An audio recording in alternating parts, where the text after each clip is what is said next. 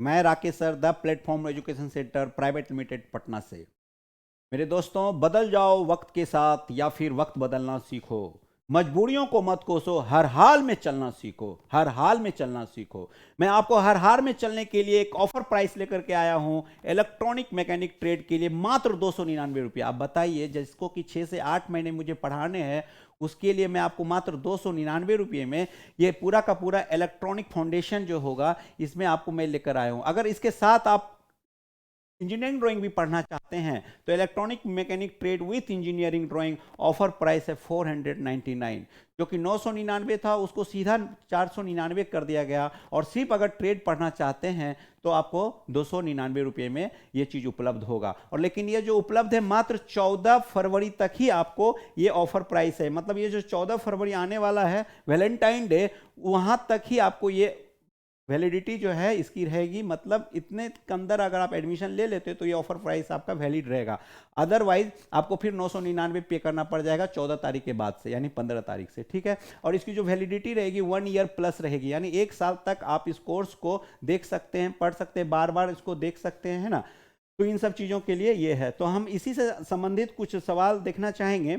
और जो ये इसकी जो टाइमिंग होगी वो 5 से 6 PM है ना। 5 बजे शाम से लेकर 6 PM Monday to Friday daily चलेगी, जिसमें लाइव क्लासेस आपको मिलेगी, topic wise classes with MCQ भी मिलेगी, study materials, then recorded classes भी आपको अनलिमिटेड होंगे, डाउट क्लासेस भी बीच बीच में इसमें आयोजित किए जाएंगे, है ना। तो ये जो नया बैच आपका आ रहा है वो 14 फरवरी से स्टार्ट होना है। आपको ये ऑफर भी टिल 14 फरवरी, मतलब 14 फरवरी तक ही ये ऑफर है। इसके बाद ये ऑफर एप्लीकेबल नहीं होगा। इसलिए मेरे दोस्त, हर हाल में आपको ये ऑफर प्राइस ले लेना है, जिससे कि आप आगे का सफर इजीली आप कर सकते हैं, है ना, सफर को जारी रख सकते हैं। तो चलिए हम लोग शुरू करते हैं कि किस प्रकार के प्रश्न पूछे जाते हैं इलेक्ट्रॉनिक मैकेनिक ट्रेड से। और आप ये जानते हैं कि जो इलेक्ट्रॉनिक मैकेनिक होते हैं इसमें ITI के भी बच्चे इसमें शामिल हैं, डिप्लोमा के भी बच्चे हैं, और जो बीटेक किए हुए हैं उन सारे बच्चों के लिए भी ये जो बैच है ये यूजफुल है for ALP and technician. Clear है। तो चलिए हम शुरू कर रहे हैं क्वेश्चन। जैसा कि आप ये क्वेश्चंस देख पा रहे हैं, क्वेश्चन नंबर 1 क्या कहता है। क्वेश्चन नंबर 1 कहता है दर्शाई गई सत्य सारणी के लिए बुलियन अभिव्यक्ति है। आपको ये सत्य सारणी अर्थात ट्रूथ टेबल दे रखा है। इस ट्रूथ टेबल के आधार पर ये जानना चाहता है कि बताइए इसके आउटपुट क्या होंगे। देखिए ABC और इधर F जो है हमारा आउटपुट है। मतलब ये जो 3 है यहां पर ABC ये हमारे इनपुट हो गए, और F फंक्शन जो है ये मेरे आउटपुट हो गए। तो इनपुट वर्सेस आउटपुट के बीच में ये एक रिलेशनशिप यहां दे रखा है जो कि ट्रूथ टेबल है। इस ट्रूथ टेबल के आधार पर आपसे पूछना चाहता है कि बताइए इसके आउटपुट क्या होंगे, आउटपुट क्या होंगे। तो इसमें आप देखिए, जब भी जो वैल्यूज हाई हो रहे हैं आप उसको पकड़िए। जो हाई हो रहे हैं, हाई के साथ इनपुट क्या क्या हो रहा है, तो A 0 हो जा रहा है, A 0 हो रहा है ना।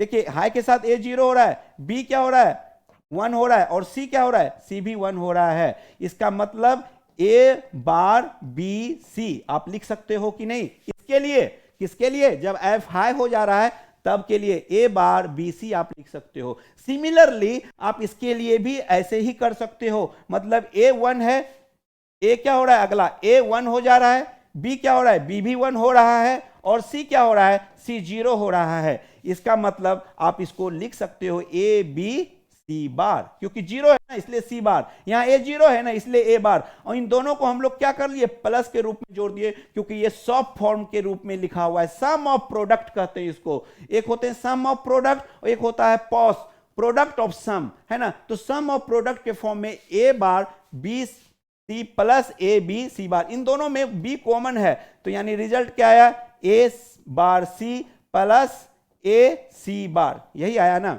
लेकिन आपको इसमें एक भी ऑप्शन ऐसा मैच नहीं मिलेगा। इसका यह मतलब नहीं कि क्वेश्चन गलत है, इसका मतलब यह हुआ कि आपको अब इस ऑप्शन के बारे में भी थोड़ा एनालाइज करना होगा, थोड़ा सोचना होगा कि इसके समरूप कौन सा ऑप्शन है। इन 4 में से आपको देखना होगा। तो हम सबसे पहले ऑप्शंस को देखते हैं। आपके पास जो पहला ऑप्शन दे रखा है वो है B into A plus C into A bar plus C बार, है ना।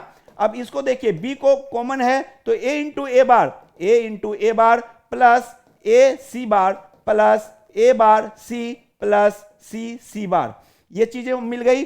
अब आप एक चीज और जानते हैं, बुलियन अलजेब्रा का रूल है कि अगर A डॉट A बार होगा तो उसका मान कितना होगा, 0 होगा। उसका मान कितना होगा, 0 होगा, यानी a डॉट ए बार बराबर 0।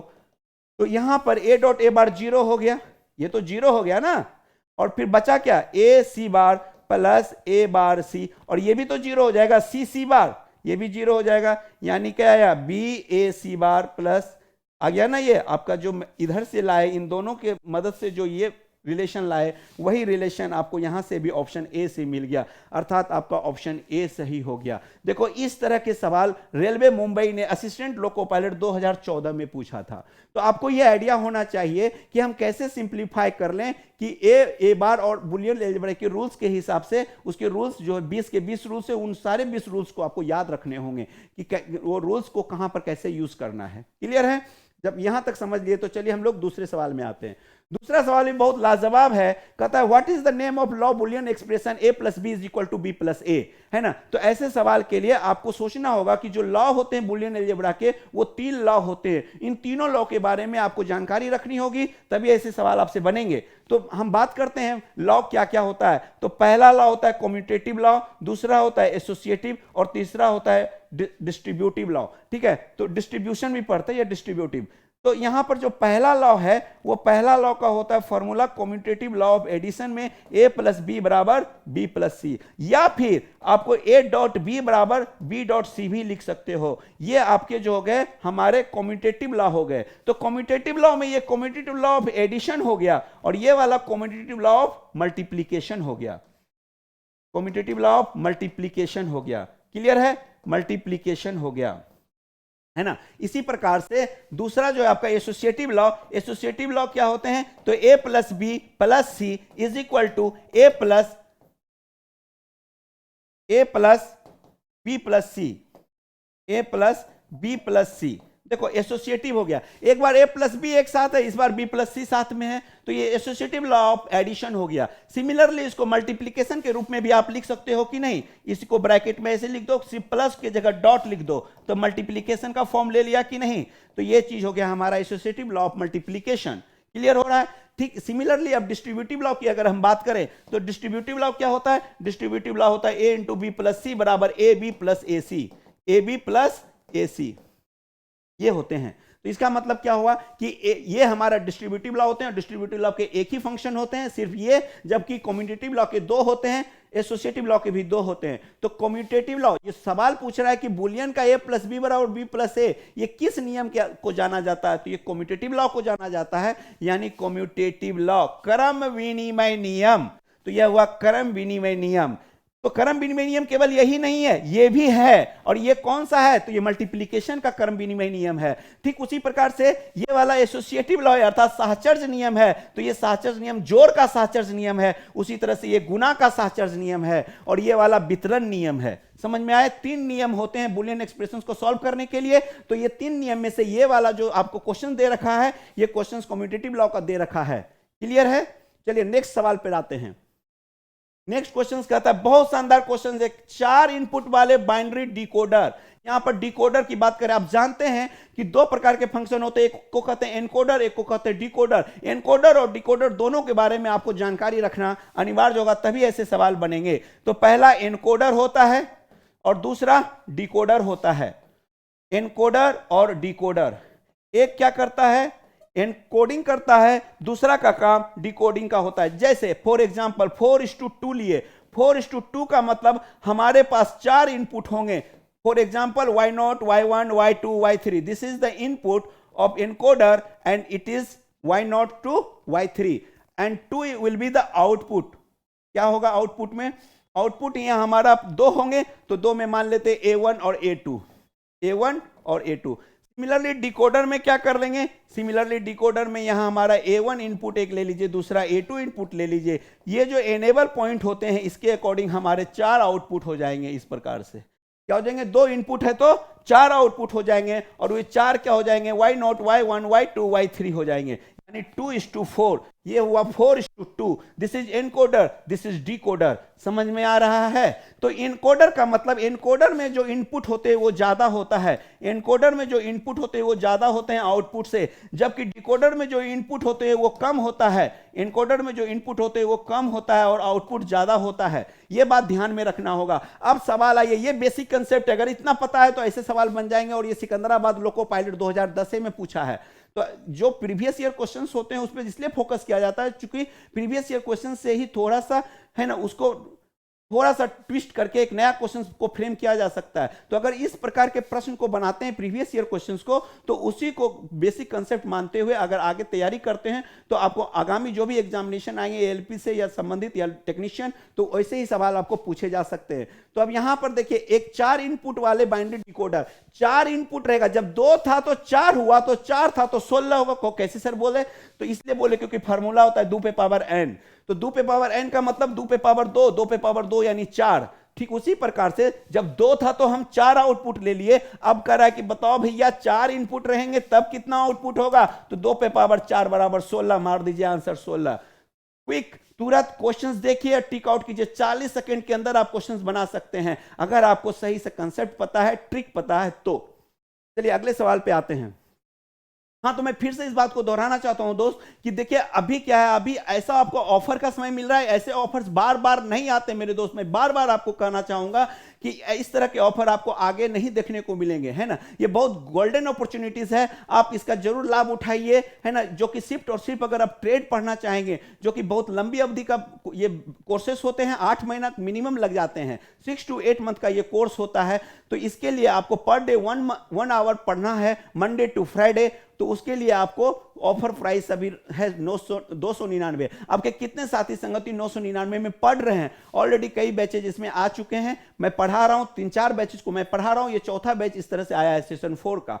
तो इसलिए ये अभी आपको ऑफर प्राइस में आया है, तो आप इसका लाभ जरूर उठा लीजिए। क्योंकि मैं पुनः इस बात को दोहराना चाहूंगा कि बदल जाओ वक्त के साथ या फिर वक्त बदलना सीखो, है ना। मुसीबतों को मत कोसो, हर हाल में चलना सीखो। तो बस उसी को हर हाल में चलने के लिए आपको मैं ये ऑफर प्राइस लेकर के आया हूं। क्योंकि बहुत सारे बच्चे को, है ना, मैंने ऐसा देखा कि उनके साथ ऐसी समस्याएं हैं कि जो बच्चे है ना 1-1 रुपये के लिए, है ना, वो जोड़ते हैं, हर दिन 1 रुपया 2 रुपया ऐसे जोड़ते हैं। उनके लिए 1 रुपया भी बहुत कीमती होता है मेरे दोस्त, है ना। तो आपको मैं हर 1-1 रुपये की मैं भी कीमत समझता हूं, क्योंकि मैं भी आपके ही दौर से गुजर चुका हूं। तो इसलिए मेरे दोस्त आपको ये इलेक्ट्रॉनिक ट्रेड है मैकेनिकल, इसलिए आपके 299 रुपए में है, जो कि पूरा का पूरा 1 ईयर वैलिडिटी के साथ मिलेगा।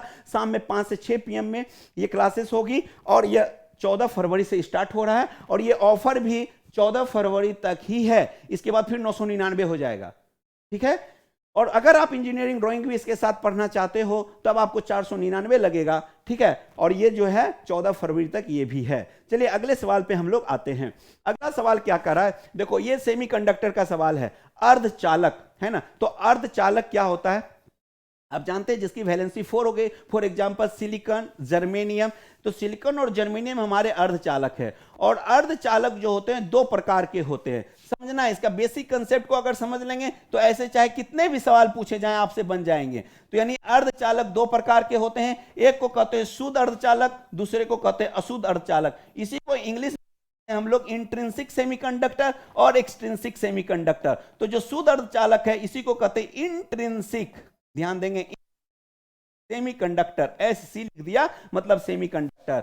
और अशुद्ध अर्धचालक, अशुद्ध अर्धचालक का मतलब क्या हुआ? एक्सट्रिंसिक। एक्सट्रिंसिक का मतलब क्या हुआ? यानी इसमें मिलावट है, इसीलिए ना अशुद्ध हुआ।